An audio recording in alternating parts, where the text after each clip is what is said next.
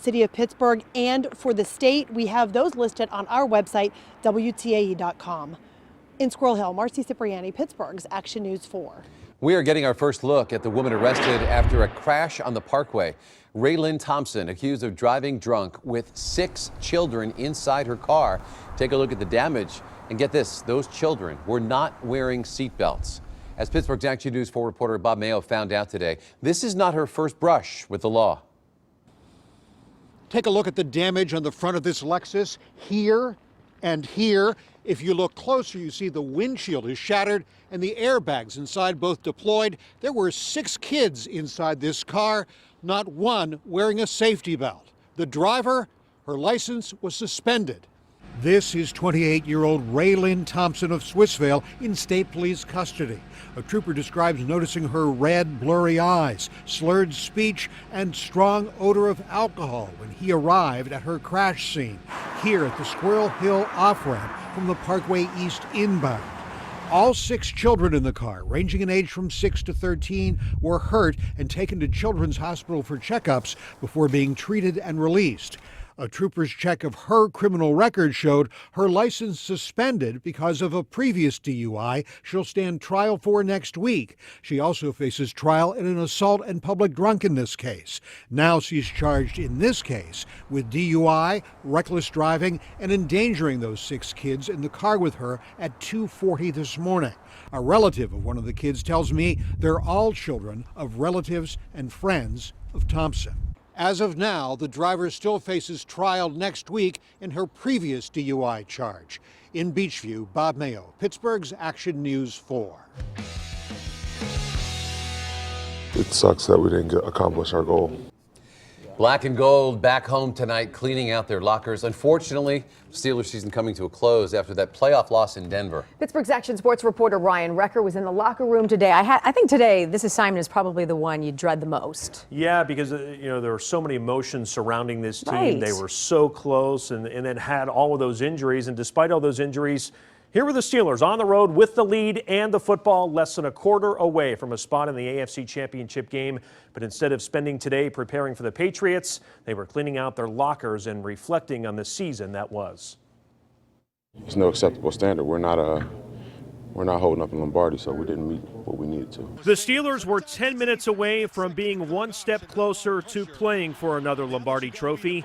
Then came the play that's been the most scrutinized of all. Here's a handoff to Toussaint. Running back Fitzgerald Toussaint's fumble that gave the Broncos the ball and eventually led to their go-ahead touchdown. Today, Toussaint's teammates offered unwavering support. You have to grow from it. There's nothing you can do to take it back, man. I'm sure it'll be some crazy fan backlash or something like that before a guy that's come in and earn it the hard way the way he did, man. I'm proud of him. It wasn't perfect, but nobody is. It's just, one play. We all took our turns. We all had a bad plays. It's going to happen. There's a lot more plays we could have made to, make that a non-factor. And that's just how you look at football as team sport, and things like that happen. Now, as the Steelers look ahead to the offseason, the sting of this loss and the thought of what could have been promises to linger for a bit. We'll kind of be miserable for a few days, a few weeks here, and then, in time we'll feel a little better about it. There's nothing you can offer anybody, man. You can say whatever you want to. Nothing's going to make it better unless you can rewind that, that clock and get back onto that field and correct some things so that you can change the outcome. Can't do that. And James Harrison, one of several players whose future with the Steelers is uncertain. That's a topic we'll discuss coming up at 6. For now, reporting live, Ryan Recker, Pittsburgh's Action News 4. Ryan, thank you. Tonight, we're asking you to grade the Steelers' performance. Our report card is online right now. Right now, the defense is getting a B, a C for the offensive performance, and Fs for coaching and special teams. You can go to WTAE.com right now and let us know what you think. All right, with the Steelers out, the conference championship matchups are all set for this weekend. The AFC, the Broncos will host the New England Patriots Sunday at 3:05. And in the NFC championship game, the Carolina Panthers will host the Arizona Cardinals at 6:40 p.m. All right, Mike, that brings us to tonight's Now poll. Who do you want to win Super Bowl 50? Live results right now, the majority of you say you want it to be the Broncos. So we're going to be updating these results throughout our newscast.